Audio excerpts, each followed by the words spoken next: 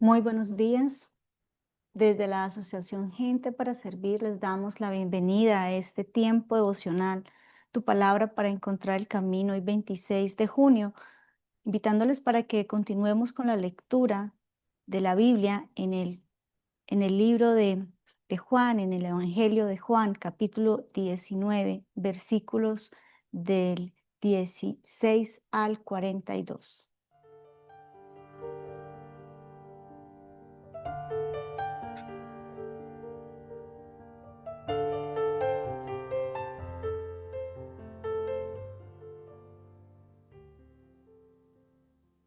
Y durante esta semana nos hemos acercado a una introducción de lo que son los evangelios, identificando que en estos 4 evangelios del Señor Jesucristo se manifiesta y nos muestra en el Evangelio de Mateo a Jesucristo como Rey.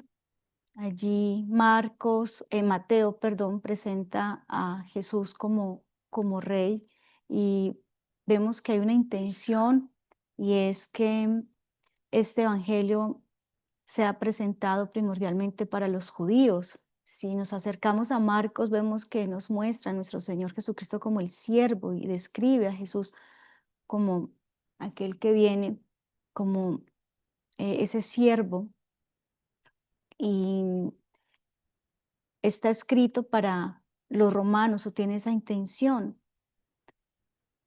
Cuando vamos también a Lucas, nos encontramos que él lo presenta como el hombre perfecto y con una intención también de comunicar esa buena nueva a los griegos. Y cuando vamos a Juan, entonces también vemos la intención del evangelista para presentar a Jesús como el Hijo de Dios. En conclusión, vemos que todos los evangelios están ligados a las promesas del Mesías en el Antiguo Testamento. Y con esto en mente, entonces entramos a algo muy importante que es la lectura, que tiene que ver con nosotros en este día, que nos muestra a nuestro Señor Jesucristo como el Redentor. Y esta palabra es fundamental, porque cuando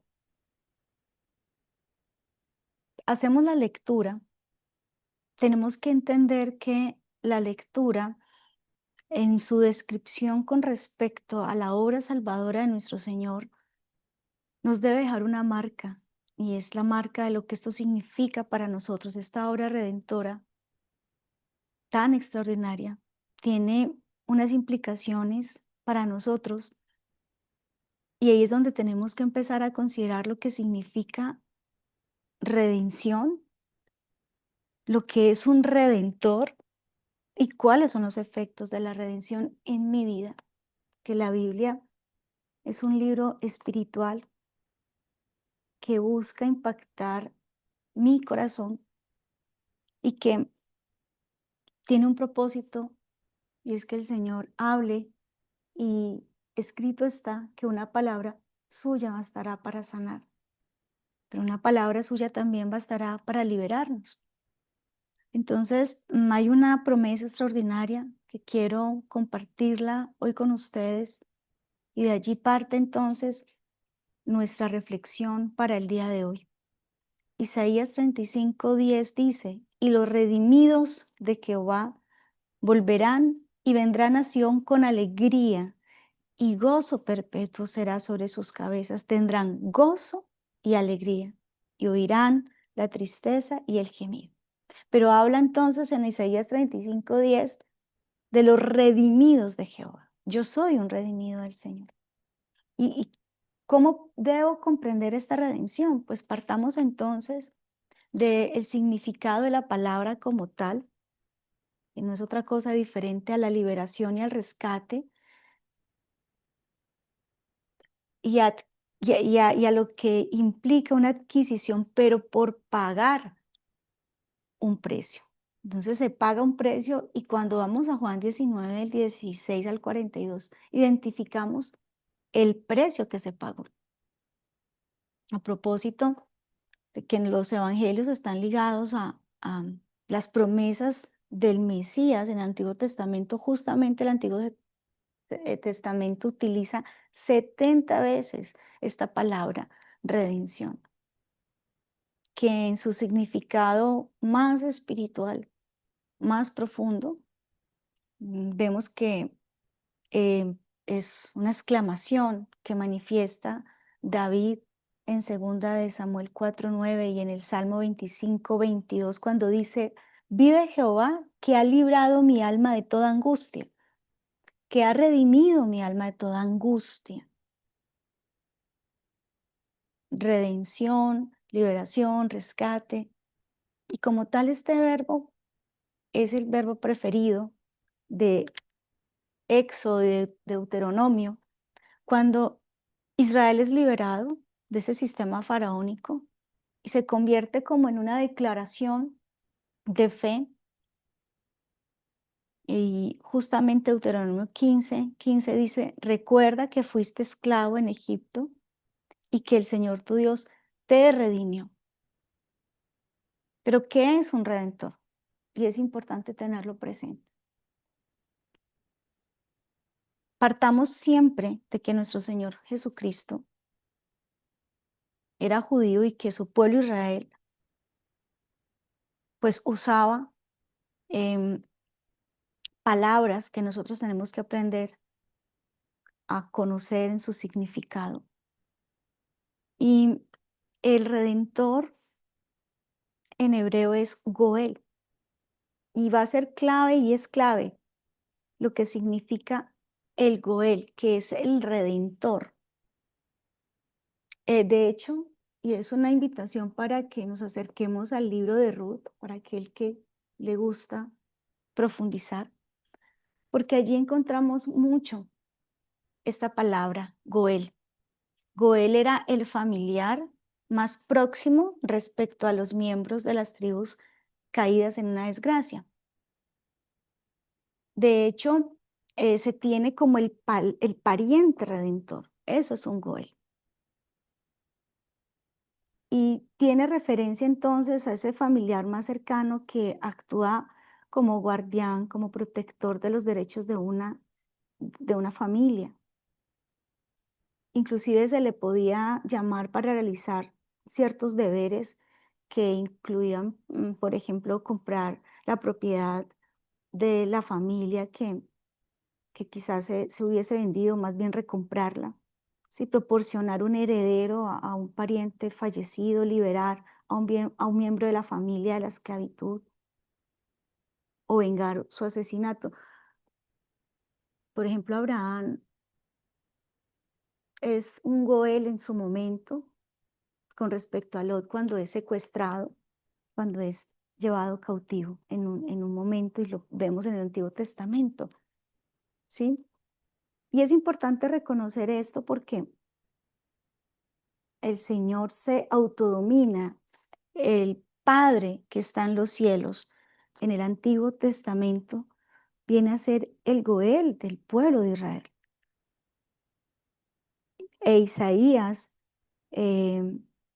capítulo 60, versículo 16 lo dice: y mamarás la leche de las naciones, el pecho de los reyes mamarás, y conocerás que yo, Jehová, soy el Salvador tuyo y Redentor tuyo, el fuerte de Jacob. Pero también se nos presenta a Jesús como nuestro Redentor en el Nuevo Testamento. Justamente teniendo presente que es esa liberación que se da cuando se paga un precio. Y primera de Pedro 1, del 18 al 19 nos dice: sabiendo que fuiste rescatados de vuestra vana manera de vivir, que fuiste redimidos de vuestra vana manera de vivir, la cual recibiste de vuestros padres, no con cosas corruptibles como oro o plata, sino con la sangre preciosa de Cristo, como de un cordero sin mancha y sin contaminación. ¿Y por qué les hablaba de acercarnos al libro de Ruth? Porque justamente Booz viene a ser entonces un redentor en toda la historia de Ruth y Noemi. Y allí es donde quizás comprendemos que nuestro Señor Jesucristo se presenta en toda la Biblia, en todos los libros de la Biblia. Y justamente en Ruth se presenta como el pariente redentor, siendo a propósito Ruth una moabita, es decir, una extranjera que fue entonces hecha parte del pueblo, y nosotros tenemos un redentor, nosotros tenemos un Goel, y esa es una palabra que describe muy bien la redención, o más bien a nuestro Redentor Jesucristo, quien nos hace parientes cercanos del Padre, justamente en Juan capítulo 1, del 12 al 13, cuando dice: mas a todos los que le recibieron, a los que creen en su nombre, les dio potestad de ser hechos hijos de Dios. Y esto es algo extraordinario, no para llenarnos de vanagloria, sino para estar muy agradecidos y vivir en humildad. Porque dice primera de Pedro 2, del 9 al 10, mas vosotros sois linaje escogido, real sacerdocio, nación santa, pueblo adquirido por Dios, para que anunciéis las virtudes de aquel que os llamó de las tinieblas a su luz admirable. Y aclara y dice: vosotros que en otro tiempo no erais pueblo, pero que ahora sois pueblo de Dios, que en otro tiempo no habías alcanzado misericordia, pero que ahora habéis alcanzado misericordia. Y esto para nosotros que no somos judíos ni somos del pueblo de Israel es extraordinario, pero no puede haber entonces una superioridad al pensar que ahora somos nosotros el único pueblo escogido de Dios, de ninguna manera, porque si el, el corazón del pueblo de Israel se endureció en su momento y su dureza en el corazón fue para nuestra salvación, porque el Señor nos despertó a nosotros. Porque si bien el Señor Jesucristo vino a los suyos y los suyos no le recibieron,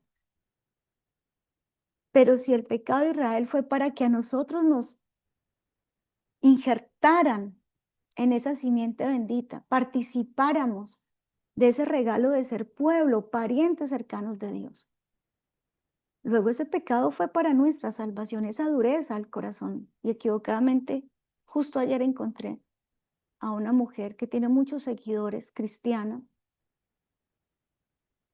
pero errada, porque anulaba por completo que Israel ahora fuera pueblo de Dios. Y lo decía.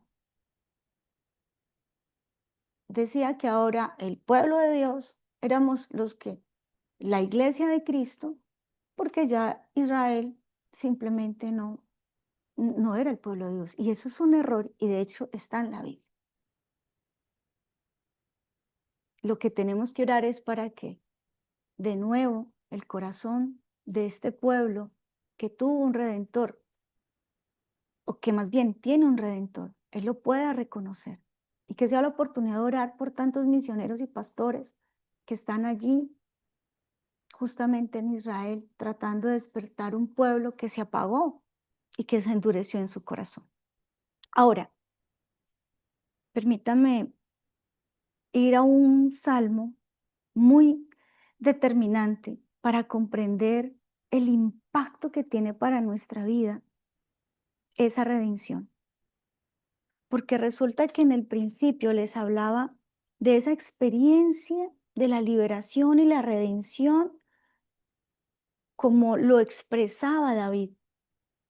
Vive Jehová, que ha liberado mi alma de toda angustia, que ha redimido mi alma de toda angustia. Y el Salmo 107 nos muestra una alabanza de aquellos que somos redimidos.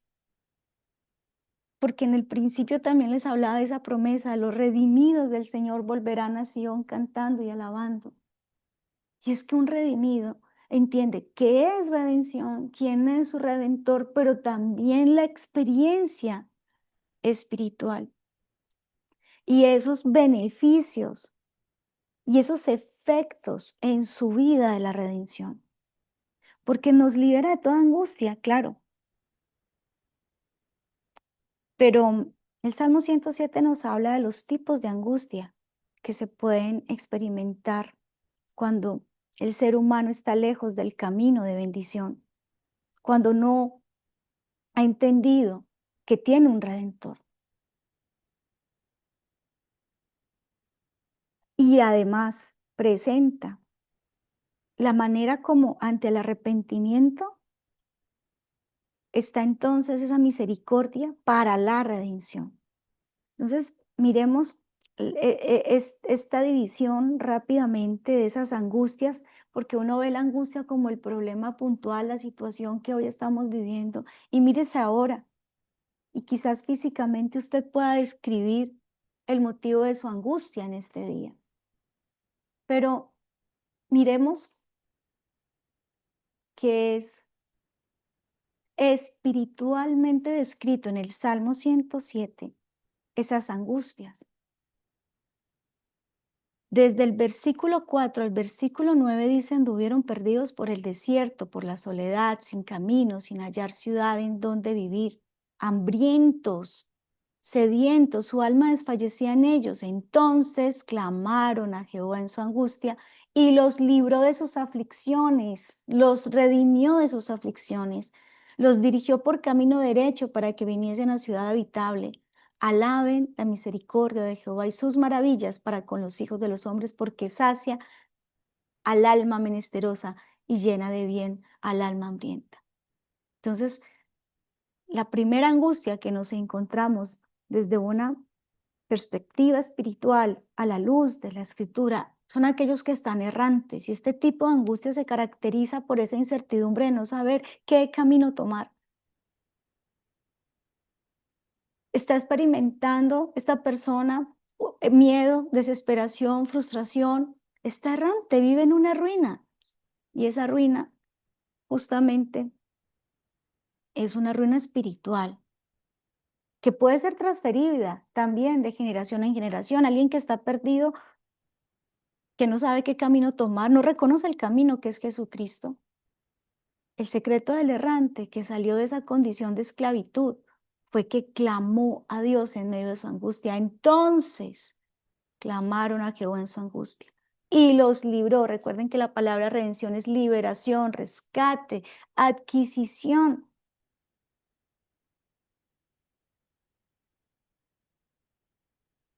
El errante anda en soledad y la soledad también trae angustia. No experimenta la compañía. Y hay muchas otras cosas, seguro.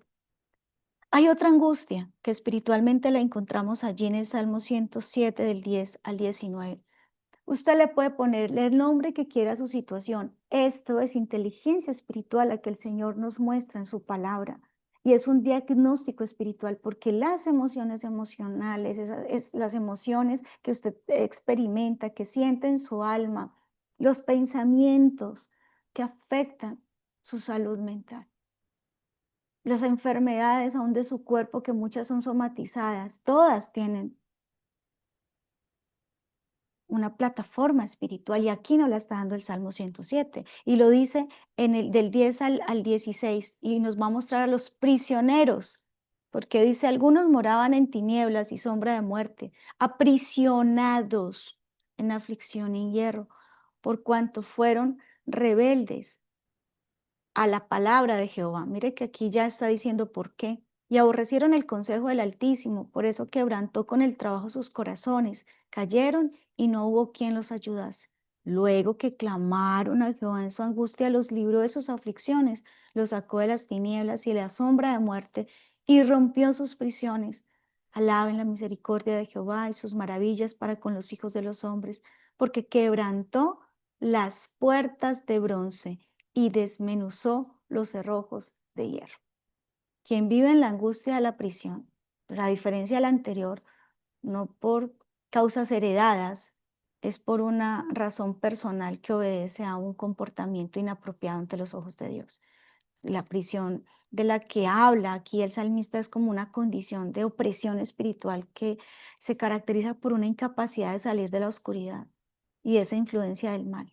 Esta persona vive la angustia de la muerte espiritual, lo cual, o sea, ¿qué quiere decir? Que está lejos de Dios, porque la paga del pecado es muerte.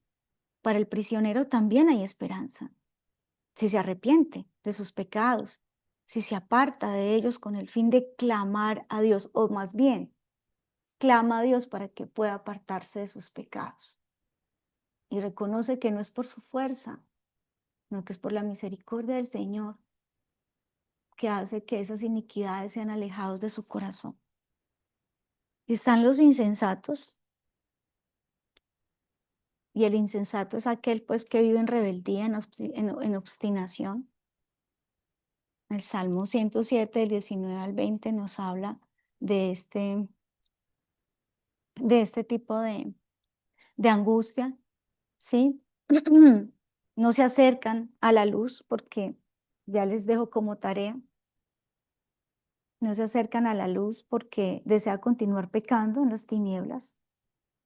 Las obras malas generalmente pues no se hacen a plena luz del día. Es por esta razón que el insensato no, digamos que no solo es rebelde, sino que también se caracteriza eh, por mentir como un estilo de vida. Y el salmista dice, su alma abominó todo alimento, refiriéndose entonces a que no quiso, a que no despreció, fue indiferente, se resistió a oír, a leer, a estudiar y pues obviamente a obedecer la palabra de Dios. Generalmente el insensato siempre busca argumentos para no cumplir los mandamientos de Dios y se acostumbró a criticar la Biblia sin conocerla a fondo. Se jacta de mentiras que al final pues vienen a ser también la causa de su enfermedad, de su ruina. Y la Biblia, sin embargo, también les da esperanza a los insensatos o al insensato que clama a Dios para acercarse a su palabra, para recibir sanidad. Muy puntualmente allí lo dice en el Salmo 107, del 19 al 20. Dice, y los libró de sus aflicciones, envió su palabra y los sanó y los libró de la ruina.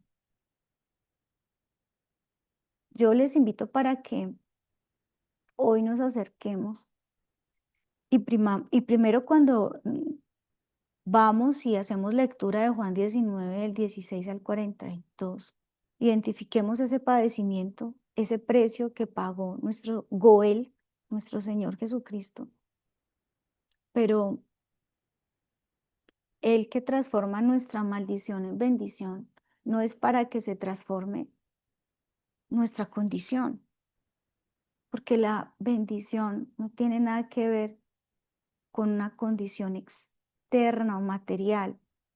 La bendición empieza en nuestro corazón y tiene que ver con esa relación, con el Goel, con el Redentor. Y hay algo extraordinario para aquel que entiende que el Señor le redimió. Y es que el mismo Salmo 107 es una repetición, si lo miran en detalle, de alaben al Señor porque Él es misericordioso. Y cada vez que describe la angustia o cada vez que describe aquel que clamó y que recibió la liberación, que recibió ese rescate de parte del Señor, dice, dígalo a los redimidos del Señor, diga el que es liberado, alabe al Señor, porque esto es lo que genera la redención en mi vida. Y cuando entiendo quién es mi Redentor, pues alabo a mi Redentor, a mi Goel. Y entonces empieza a haber en mi corazón gozo. De allí que David decía, no quites el gozo de tu salvación en mí. Y vamos a hacer una oración porque quizás hoy usted está experimentando tristeza o amargura o preocupación o desesperanza. Pero el Señor nos está llamando a mirar esas promesas de gozo, esas promesas de alegría. Pero no es el gozo y no es la alegría que nos proporciona el mundo. Incluso es el gozo y la alegría en medio de la prueba, en medio de las dificultades. Porque ya nuestro Señor Jesucristo padeció. Ya nuestro Señor Jesucristo pagó con su sangre y marcó con su preciosa sangre el camino de bendición que teníamos que recorrer. Vamos a orar y vamos a presentar al Señor este tiempo para que podamos ir más allá de una lectura para que de la Biblia venga a nuestra vida la experiencia de la redención.